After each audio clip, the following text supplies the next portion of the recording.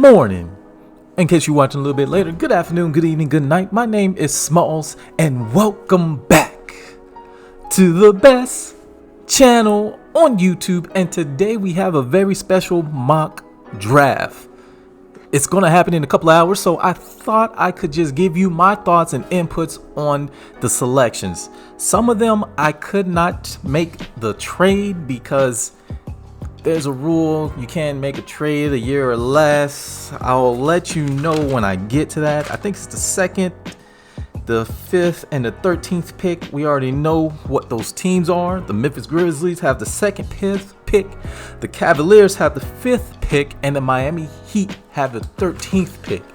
There is a lot I'm going to try and get through, so please be patient. And again, this is my opinion of the mock draft that will be happening 7 o'clock tonight.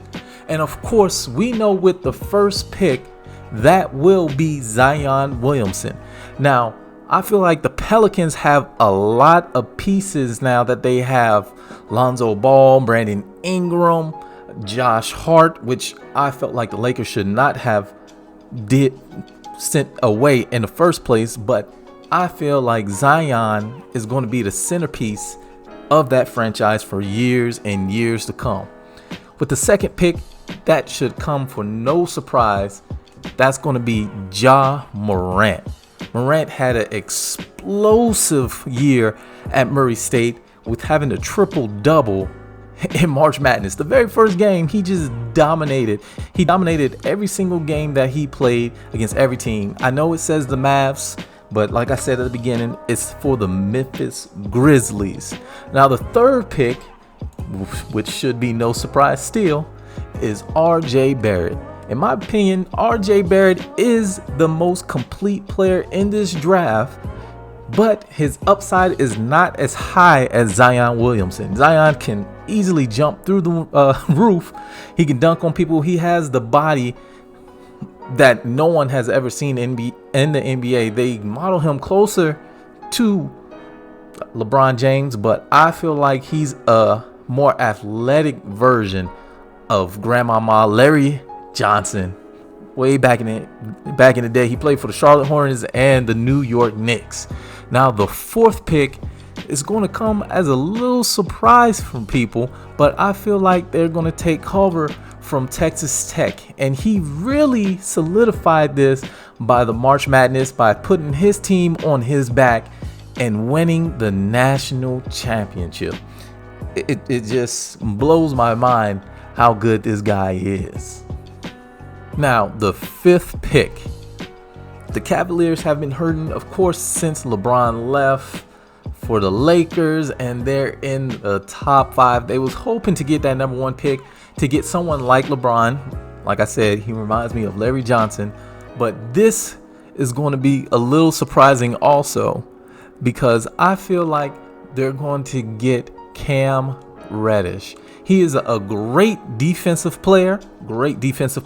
Had a little bit of struggling shooting. He was very much overshadowed by Zion Williamson and R.J. Barrett, but I feel like at the next level, he will show what they've been missing and what they need as a Cavalier. The next pick is the Phoenix Suns. The Phoenix Suns were very disappointed. They didn't get a top 3 pick, which they was expecting to get Ja Morant, but I feel like they're going to be very happy landing this playmaker right here, Darius Garland. He got hurt early in the season at Vanderbilt, but he could shoot his butt off, and he has the handles of no one else. Now, the Bulls had an up year in my opinion, but they still got the 7th overall pick, with Zach LaVine is being their go-to scorer, and they have Wendell Carter, and of course, marketing that can just straight up ball. But in this pick, I feel like they want another scorer with Zach LaVine, and that pick is DeAndre Hunter. He just balled for Virginia. He was the best player on the court other than Cutter for Texas Tech, but Hunter will be a solid and a great playmaker for the Chicago Bulls. Now with the 8th pick, the Hawks really wanted a big body small forward, but with most of them going off the board, I feel like they see what the Trailblazers are doing and they want a running mate with Trae Young coming off a terrific year, and Coby White has that big, long, rangy body that can help them on the defensive end, and he has a good enough speed where he can run and gun with the Atlanta Hawks. I feel like Coby White and Trae Young will be a great combination for years to come.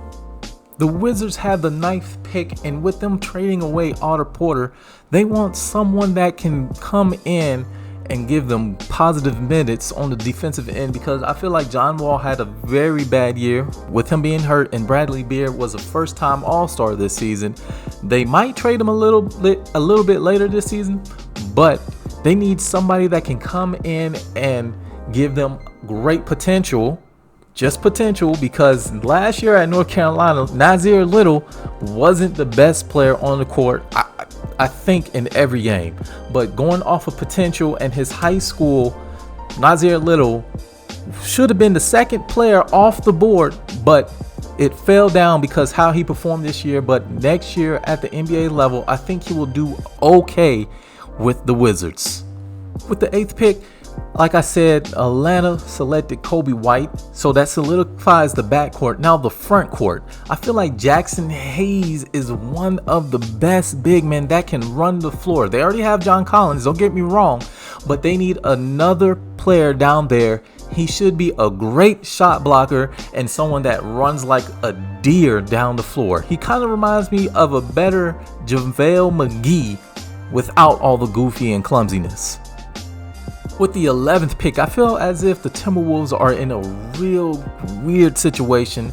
They got rid of Jimmy Butler because they couldn't handle his personality of winning, and Andrew Wiggins is not, in my opinion, living up to his full potential, coming out as the #1 player in high school, going to Kansas and being the #1 pick in that draft class. Now, Karl-Anthony Towns, great player, has nothing against him, but I feel like they're not living up to their potential, and their point guards are not getting it done. They don't really have a real strong shooting guard, so I feel like going off of potential, Romeo Langford will be a great pick for them. He can help out and be the third scorer for the Timberwolves, coming after Big Cat and Andrew Wiggins.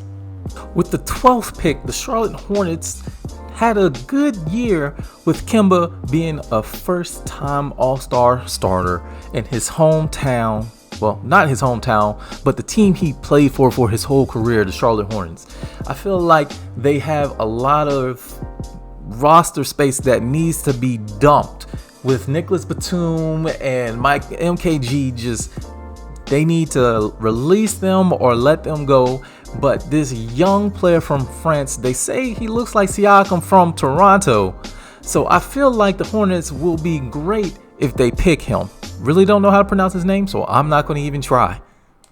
Well, like I said, this is one of the picks that I couldn't trade in the game, but Miami Heat has the 13th pick. And I feel like with Dwayne Wade retiring, one of the greatest of all time, Tyler Hero will step in and not be Dwayne Wade. Don't ever compare that to him, but I feel like he is a solid player from Kentucky that can put the ball on the floor and get his own shots, and he have one of the best jumpers in this year's draft class.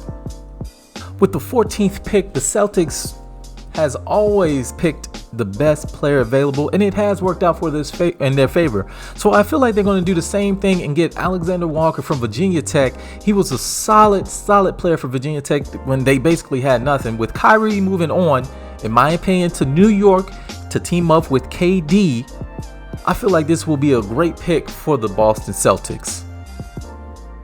With the Pistons being one of the first teams eliminated from the playoffs, I felt like they made a great decision by getting Blake Griffin and Andre Drummond. Good team, but I feel like they need to take the next step, and they need a big body down low. And Ngata Basie will be one of those guys that will help them out and solidify them. With Orlando surprising many of us, if I can say, I feel like they have a solid roster, still young, but I feel like Kellen Johnson from Kentucky will come in and contribute immediately with his scoring and defense and his presence on the floor. His high IQ will be a great pick for the Orlando Magic. with their third first-round pick, the Atlanta Hawks, I feel like they're going to have a decent season next year, and they're going to pick up Kevin Porter Jr. He performed very well at USC. He has a solid frame, and I feel like he will be the third man in that two-headed monster in the backcourt that will help Atlanta get over the hump and go to the next level. Now, I feel like this is a big reach, but Carson Edwards, if you've seen the tournament and how he put Purdue on his back and nearly took them, I think it was to the Final Four or Elite Eight, Carson Edwards will be a great player alongside Victor Oladipo, Sabonis, Miles Turner. I feel like they can take the next step if they have a strong point guard, and I feel like Carson Edwards is that guy. With the Spurs making the playoffs for the 20th consecutive year with DeMar DeRozan, instead of him being with Toronto winning the finals, we're not getting into that. But with them going to the playoffs again, I feel like they need another big man up front, and Pachura from Gonzaga will be a solid player for them. He's slow, but he has the fundamentals that will make the Spurs very happy, and I feel like he can contribute from day one. With the 20th pick, I feel like the Celtics will take Bol. He could have easily been a top 5 pick if he didn't get hurt, and I feel like he has the potential to do everything from putting the ball on the court, from shooting threes, getting rebounds. He needs to build some size, but I feel like the Celtics is a perfect team that will help him reach his final goal. With the 21st pick, I feel like the Thunder needs another big man that can just defend, because they are a very strong team, and Russ will feed him to get easy points. So Nicholas Claxton from Georgia will be their man. He's a big body, like I said, and he's physical. That can help them a lot. With the 22nd pick, I feel like the Celtics are looking to kind of replace older players, and Al Horford, who had a great career for the Boston Celtics, but they need to look for the next part, and PJ Washington kind of remind me of him. He has a big frame, slightly smaller than him, but he can shoot the three, he can rebound, and his toughness with his quickness can help out the Boston Celtics immediately.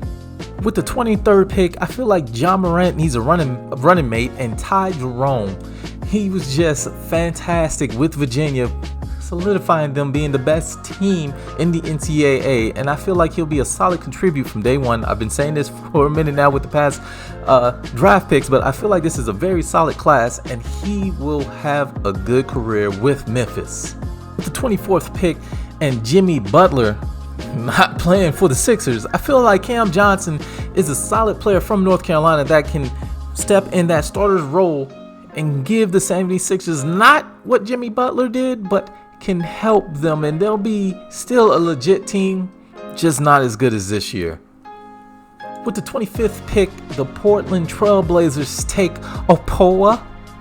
I'm probably saying that very wrong, but the small forward from Stanford, he is long, he's rangy, he reminds me of one of their players that they already have. He's getting a little bit older, but I feel like he can step in, give him a solid player on the defensive side. With the 26th pick, the Cleveland Cavaliers have a solid, they have an okay team that have a great point guard for the future. They have Kevin Love down low. They need some help down low if Kevin Love get hurt again. So Brandon Clark from Gonzaga is an inside-out man that can be opposite of Love. When he's inside, Love is outside. When Love is outside, Clark can be inside and everything like that. I feel like this can be an okay pick for the Cavaliers. I feel like the Nets made a surprising run in the playoffs. Got beat in the first round, don't get me wrong, but they gave the Sixers a run for their money. With D'Angelo Russell being an all-star, I feel like they just need somebody in their front court that can help him out a little bit. And Kabiji L might be messing that all up, but from Florida State, was one of the best players on the court from day one. He will help the Nets. With Golden State coming off of a down year with two of their best players getting hurt, I feel like Taboo will jump with Golden State getting hurt in the finals. I feel like Taboo will be a great pick, will come off the bench, give them another scorer, and unfortunately Sean Livingston retiring, this will help them out. With the 29th pick, we know the San Antonio Spurs love getting players from overseas, and this young man from Croatia will come in and give that presence that they want. And with the final pick in the 2019 NBA draft, the Milwaukee Bucks will pick Bruno Fernando from Maryland. He was a strong presence for Maryland. I thought he should have stayed at least another year because he's a little raw, but I feel like the Bucks will mold him and try their best to do what they can with this man. But I feel like that's my picks. Please, if you have something to say, if you don't agree, please comment below, like the video, and I hope you're having a good morning. But in case you're watching this later, which I know you are, good afternoon, good evening, good night. And remember, all you have to do is get up, go out, and dominate every single day.